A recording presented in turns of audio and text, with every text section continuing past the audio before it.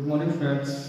मैं Surendra Singh TGT arts government senior secondary school Dhuler. बच्चों, हमने कक्षा 10वीं का जो भूगोल विषय है उसका 7वां अध्याय आरंभ किया था। 7वां अध्याय था हमारा राष्ट्रीय अर्थव्यवस्था की जीवन रेखाएं। तो इसमें हम शुरू के 2 भाग हैं वो पहले कर चुके हैं। आज हम बच्चों इसका तीसरा भाग करेंगे। तो तीसरा भाग करने में सबसे पहले है प्रमुख समुद्री पतन। तो जो बच्चों, भारत की जो समुद्री सीमा है या समुद्री जो तट रेखा है वो कितनी है? 7516.6 किलोमीटर। जो हमारी समुद्री तट रेखा है वो कितनी है? 7516.6 किलोमीटर की तट रेखा है। और इसमें क्या है, जो मुख्य जो सबसे मेन हमारे जो पतन है वो कितने हैं? 12। जो 12 हमारे पास प्रमुख पतन है तथा इसके साथ छोटे बड़े 200 पतन हैं। जो कुल मिला के हमारे पास छोटे या मध्यम स्तर के 200 पतन है, जिनसे क्या किया जाता है? आयात व निर्यात किया जाता है तथा विदेशी व्यापार संचालित किया जाता है। जो हमारे ये पतन है, कुल मिला के जितने पतन है, इसमें से जो हम आयात निर्यात करते हैं वो कितना है? 95%। 95% जो विदेशी व्यापार होता है ये इन्हीं पतनों के माध्यम से संचालित होता है। और देखो, स्वतंत्रता के पश्चात जैसे ही हम स्वतंत्र हुए तो आप सभी जानते हैं कि हमारा जो देश था वो 2 भागों में बंट गया, भारत और पाकिस्तान। तो क्या था, जो हमारा एक पतन था वो पाकिस्तान में चला गया, जो कराची पतन है। और उसकी कमी को पूरा करने के लिए हमने क्या किया? हमने कांडला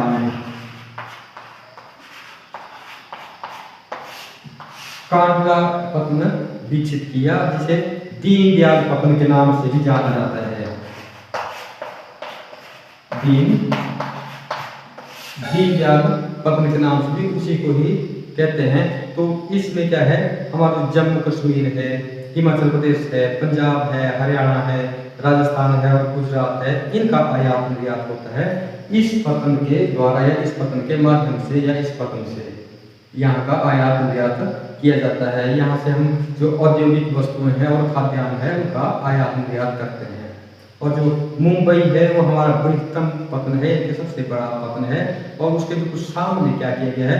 मुंबई में ज़्यादा रस होने के कारण ज़्यादा पोत समुद्री पोत वहाँ पे खड़े होते हैं, तो वहाँ पे जो ज़्यादा रस है उसको कम करने के लिए हमने उसके बिल्कुल सामने एक जवाहरलाल नेहरू पतन विकसित किया है। जो मारंगांव पतन है, जो देश का 50% लौ अयस्क, देश का 50% लौ अयस्क हमारे मारंगांव, जो हमारा मारंगांव पतन है उससे निर्यात किया जाता है देश का 50% लौ अयस्क। और दक्षिण पश्चिम में जो कोची पतन है या एक लैगून मुहाने पर स्थित एक प्राकृतिक पतन है और पोताश्रय भी है एक।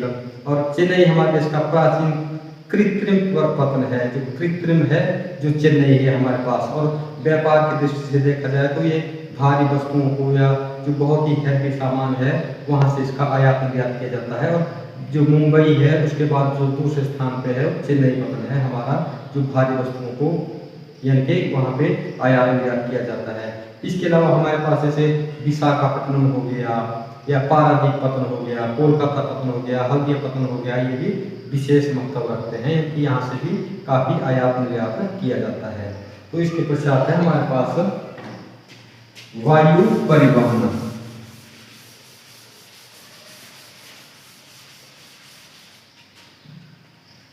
इसके बाद आता है हमारे पास वायु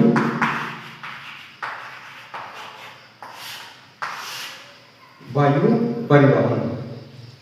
आज जो वायु परिवहन है बहुत ही तीव्रतम व आरामदायक परिवहन माना गया है इसे। और ये अति जो दुर्गम स्थान है, हमारे जो अति दुर्गम क्षेत्र है, वहाँ पे इसकी आसानी से पहुँच है, आसानी से इसमें आया जाया जा सकता है। इसमें चाहे कैसा भी क्षेत्र हो, कैसा भी जंगल हो, कैसी भी नदियाँ हो, उसको बहुत ही आसानी से वायु परिवहन के द्वारा क्या किया जाता है, इसको पार किया जाता है। और सन 1953 में यानी कि 1953 में हमारा जो वायु परिवहन है उसका राष्ट्रीयकरण किया गया।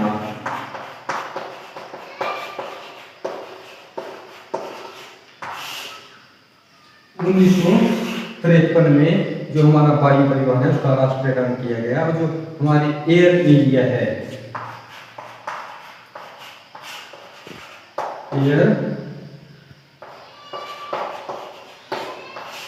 जो हमारी जो एयर इंडिया है ये क्या कहते हैं, घरेलू और अंतर्राष्ट्रीय वायु सेवाएं हैं वो हमें प्रदान करती है। और इसके साथ ही जैसे पवन हंस हेलीकॉप्टर लिमिटेड है, ये हमारा जो उत्तरी पूर्वी राज्य है वहाँ पे अपनी सेवाएं प्रदान करते हैं। उत्तरी पूर्वी राज्य में जैसे कि जम्मू कश्मीर हो गया, हिमाचल हो गया या उत्तराखंड हो गया, इनके आंतरिक क्षेत्रों में अपनी सुविधाएं प्रदान करते हैं। बच्चों इसके पश्चात है, इसके पास है हमारे पास संचार सेवाएं। संचार सेवाएं तो बच्चों इंसान आरंभ से ही, शुरुआती समय से ही जो संचार के हम के विभिन्न साधनों का प्रयोग करता आया है। इनके मनुष्य ने क्या किया है, शुरू से ही जो संचार के साधन है उसका प्रयोग किया है। और जैसे जैसे समय बीतता गया इसमें बहुत ही तीव्र गति से क्या किया गया, इसको बहुत ही तीव्र गति से विकसित किया गया। यानी कि नई नई खोजें की गई और संचार के नए नए माध्यम उपलब्ध करवाए गए। अब तो संचार माध्यम ऐसा है कि आप किसी एक स्थान में बिना हिले डुले किसी भी दूसरे स्थान को, जैसे किसी दूसरे राष्ट्र को, दूरगामी क्षेत्र को आप देख सकते हैं, वहाँ पे बात कर सकते हैं। यानी कि इतनी तरक्की की है हमारे संचार साधन में। और जो भारत का जो डाक संचार तंत्र है वो विश्व का सबसे बड़ा डाक विभाग है, जो भारत का डाक विभाग है। और जो आकाशवाणी है, आकाशवाणी में जैसे ऑल इंडिया रेडियो है वो राष्ट्रीय तथा क्षेत्रीय तथा स्थानीय भाषाओं को क्या करता है, उस इनमें अपनी जो समाचार वगैरह है ये प्रोवाइड करता है। और अलग अलग भाषाओं में अलग अलग आयु वर्ग के लोगों के लिए कार्यक्रम प्रस्तुत करता है। और जो दूरदर्शन है हमारा वो क्या है, जो राष्ट्रीय समाचार और संदेश माध्यम है दूरदर्शन भारत का, या विभिन्न आयु वर्ग के व्यक्तियों को जैसे मनोरंजन हो गया, ज्ञानवर्धक वस्तुएं होगी या चीजें होगी या खेल संबंधी हर एक प्रकार के कार्यक्रम प्रस्तुत करता है या लोगों तक पहुंचाता है। और हमारे देश में, भारत में लगभग 100 भाषाओं में समाचार पत्र प्रकाशित किए जाते हैं। और इसके साथ और भी हमारे साधन है जैसे फिल्म हो गए, चलचित्र हो गए, इनके द्वारा भी क्या किया जाता है, जो आदान प्रदान किया जाता है अपने विचारों का। और जो हमारे फिल्में हैं, जितनी फिल्में आती है वो केंद्रीय फिल्म प्रमाणन बोर्ड के द्वारा पारित या पास होने के पश्चात दिखाई जाती है। और कुछ इसके पश्चात आता है हमारे पास अंतर्राष्ट्रीय व्यापार।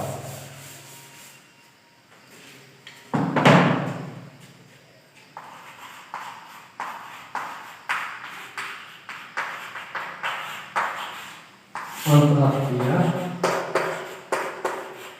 व्यापार बच्चों अगर देखा जाए जो व्यापार है हमारा किसके ऊपर निर्भर करता है, जो संसाधन होते हैं। और आपको पता है या हमें सबको पता है कि जो यहाँ पे जितने भी संसाधन है वो समान रूप से विद्यमान नहीं है। संसाधन अर्थात कोई वस्तु कोई एक देश में होगी, कोई दूसरे देश में होगी, कोई तीसरे देश में होगी, तो इसमें क्या होता है, उन वस्तुओं का आपस में लेन देन क्या कहलाता है, व्यापार कहलाता है। जैसे मान लो कोई 2 देश हैं या 3 देश हैं, आपस में वस्तुओं का आदान प्रदान कर रहे हैं, वो अंतर्राष्ट्रीय व्यापार कहलाता है। अब जैसे मान लो कोई 2 राज्य है, अगर वो आपस में वस्तुओं का आदान प्रदान आयात निर्यात कर रहे हो तो उसके क्या कहलाता है, उसको राज्यीय व्यापार कहलाता है या राज्यीय व्यापार है वो। तो क्या है, ये काफी प्राचीन समय से चला है वस्तुओं का आदान प्रदान। अब देखा जाए तो भारत है, बहुत सी वस्तुएं क्या करता है, बाहर को निर्यात करता है, उसके बदले में हमें क्या है, बहुत सी वस्तुएं आयात भी करनी पड़ती है। जैसे कि मान लो पेट्रोलियम वगैरह है, ये हमें क्या करने पड़ते हैं, बाहर के राष्ट्रों से आयात करने पड़ते हैं, बाहर के देशों से लेने पड़ते हैं। और अगर देखा जाए तो आपको पता है कि विश्व में या संसार में जो अंतर्राष्ट्रीय व्यापार है, जो प्रगति है, उसके आधार पर किसी राष्ट्र का इसको आर्थिक बैरोमीटर भी कहा जाता है, जो हम व्यापार करते हैं। इससे व्यापार से पता चलता है हमारा कि हम कितने सक्षम है और क्या क्या इसमें हमारे पास जो सुविधाएं हैं कि हम उनका किस प्रकार से प्रयोग कर सकते हैं। व्यापार के माध्यम से चलता है किसी देश की उन्नति का पता, किस देश की तरक्की का पता। अगर जैसे मान लो आयात हम ज़्यादा कर रहे हो और निर्यात कम कर रहे हो, तो इसका मतलब कि हमारी इनकम कम होगी। अगर हम मान लो निर्यात ज़्यादा कर रहे हैं और आयात कम कर रहे हैं, तो इसका मतलब क्या है, हमारी इनकम और हमारी स्थिति क्या है, वो अच्छी है। तो बच्चों इसके बाद है हमारे पास पर्यटन। तो आगे है